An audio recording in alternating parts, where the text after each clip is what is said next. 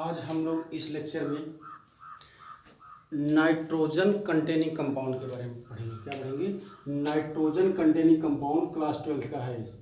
Nitrogen containing compound मतलब ऐसे compound जिसमें नाइट्रोजन हो, जिसमें से नाइट्रोजन कंटेनिंग कंपाउंड में सबसे पहला जो पढ़ा जाएगा वो आपका RCONH2 जिसको एमाइड कहते हैं। ठीक, दूसरे नंबर में हम बताएंगे आपको RNH2 बताएंगे, एमीन बताएंगे।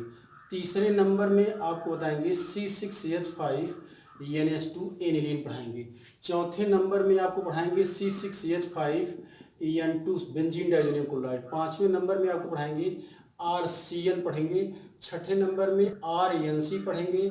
सातवें नंबर में RNO2 पढ़ेंगे। आठवें नंबर में RONO पढ़ेंगे।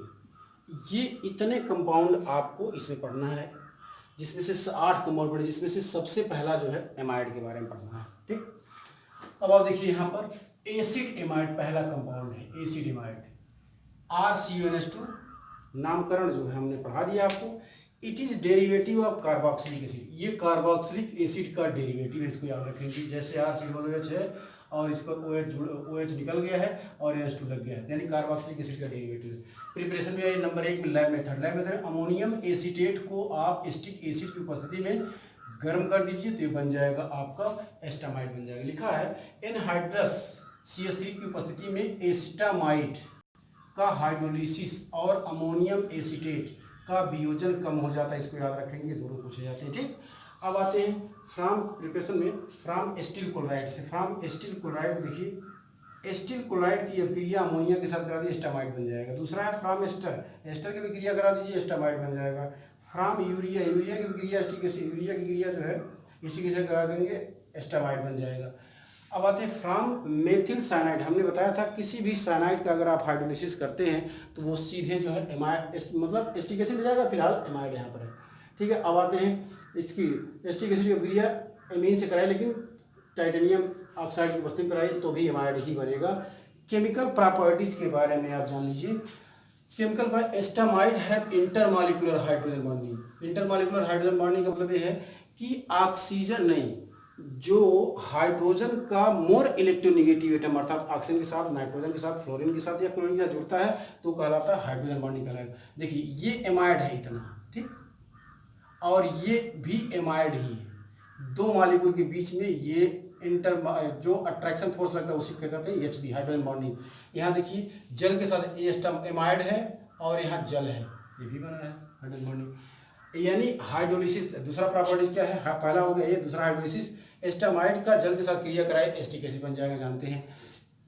अगर बेसिक हाइड्रोलिसिस आप क्रिया कराते हैं, बेसिक हाइड्रोलिसिस मतलब बेस के साथ कराते हैं, तब तो सोडियम एसीटेट बन जाएगा।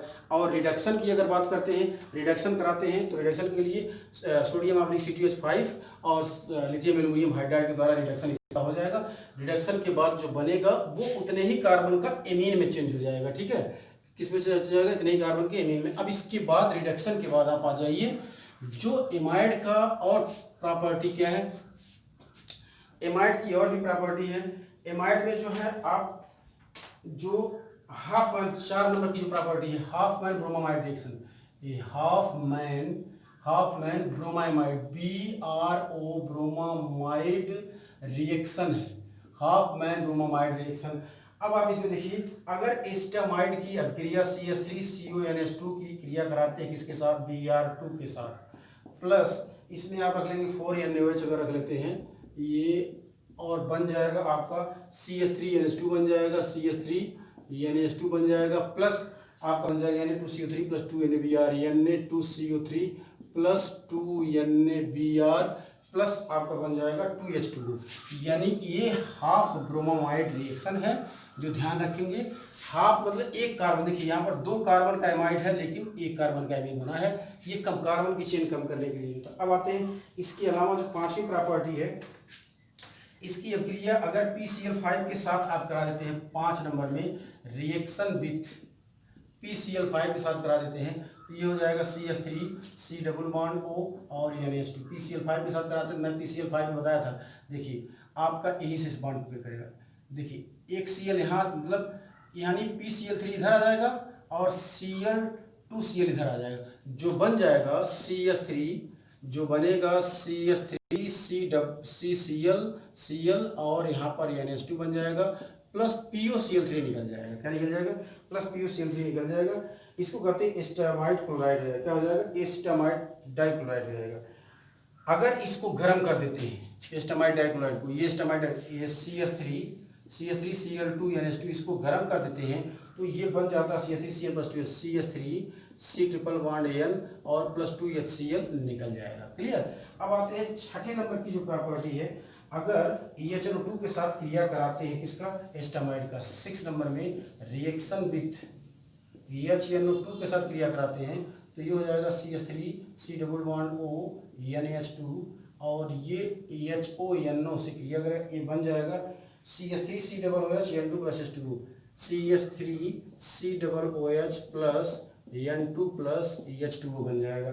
और एक लास्ट में आप डिहाइड्रेशन की बात करते हैं, लास्ट में क्या हो जाएगा? 7 नंबर में डिहाइड्रेशन यानी निर्जलीकरण एस्टामाइड, ये हो जाएगा CH3 CONH2। अब इसका डिहाइड्रेशन अलग, अगर आप P2O5